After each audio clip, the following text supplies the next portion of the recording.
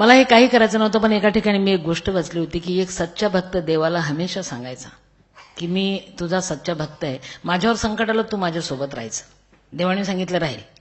असं कसं राहील? अरे तू देव आणि मी भक्त, मला कसं कळणार तू माझ्यासोबत आहे? अरे म्हटलं तुझ्यावर संकट आलं की खूप पाऊस येईल, चिखल झालेला असेल, तू मागं वळून पाहायचं, 4 पावलं उमटताना दिसतील, 2 तुझे 2 माझे.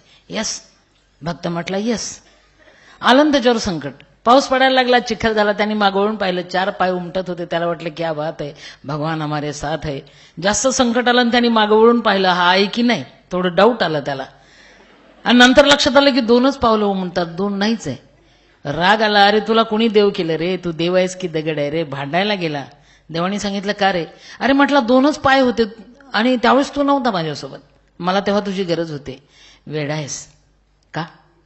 ज्यावेळेस 2च पाय उमटत होते ना, त्यावेळेस तू इतका थकला होता की तुला मी माझ्या खांद्यावर घेतलं होतं रे, त्यामुळे उमटणारे पाय माझे होते, तुझ्या नव्हते.